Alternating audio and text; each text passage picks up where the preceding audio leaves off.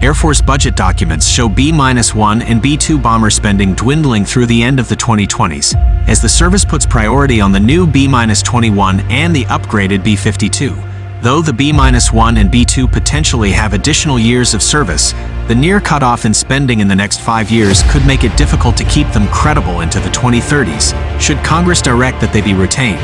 Global Strike Command has said in the last few years it intends to devote its finite manpower and fiscal resources to a two-bomber force, the B-21 and B-52, and retire the B-1 and B-2, which have recorded middling mission capability rates in recent years. From the small B-2 fleet of just 20 aircraft, GSC can muster about 14 for operations at any given time, the remainder either being in test, depot, or down for maintenance. The B-2's stealth systems, though improved over the last decade, remain challenging and a voracious consumer of maintenance man-hours. The B-21 is expected to offer a sharp improvement in availability, a daily flyer, as Chief of Staff General Charles Q. Brown Jr. said at the aircraft's December 2022 rollout, and require a smaller manpower footprint. The B-1 fleet was reduced to 45 aircraft less than 2 years ago, although the maintenance manpower and funding for the 17 retired airplanes was retained to boost the mission capability of those that remain. The Air Force is requesting $284.9 million for B-2 procurement over the future year's defense plan, running from fiscal year 2024 to 28.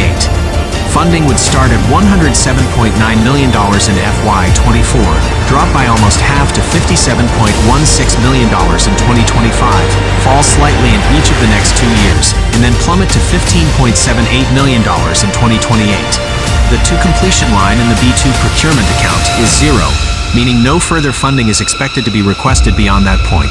Research, development, test, and evaluation for the B-2 shows an even more stark drop-off, starting with $87.6 million in 2024, but again falling by more than half to $33.14 million in 2025, followed by just a few $1,000s a year until 2028, and nothing after that.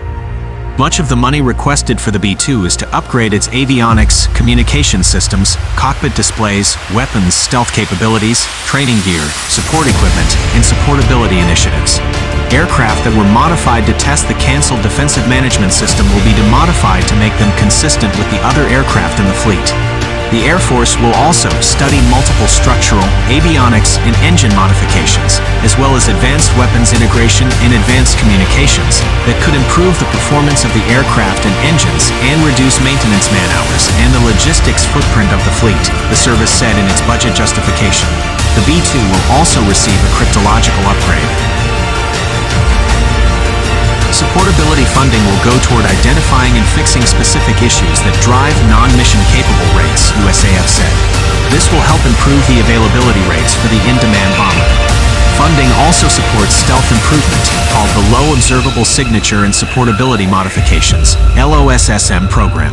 These include improved a broad range of low observable materials and structures, as well as radio frequency, RF, diagnostic tools, evaluation systems, and other key support equipment, the Air Force said.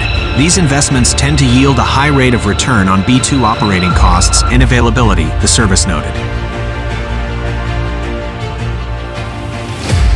Other improvements include an upgraded identification, friend or foe, IFF system, training systems and simulator upgrades, and initiatives to address diminishing manufacturing sources issues, where parts are hard to get because they are no longer made, or in the case of software where systems are at end of life and no longer supportable. The Air Force wants to move toward a modular common open system architecture that is sustainable and cyber resilient. Money that was added by Congress in fiscal year 2023 will be used to explore commercial technologies to include autonomous robotics perimeter defense system, 5G testing support, and advanced software tools. The Air Force's B-1 procurement funding request is $12.8 million in fiscal 2024, falling to $3.31 million in 2025, $4.74 million in 2027, and to around $1 million a year in 2027-28. Over the same period, more was programmed for RDT&E, with $32.68 million across the entire FYDP. but that total is front-loaded to 2024 and 2025, with only a few $1,000s a year each in 2027 and 2028. Budget justifications describe the B-1 as an aircraft with an expected service life beyond 2037. The Air Force is constructing a digital twin of the B-1B to explore new sustainment technologies developed using digital methods.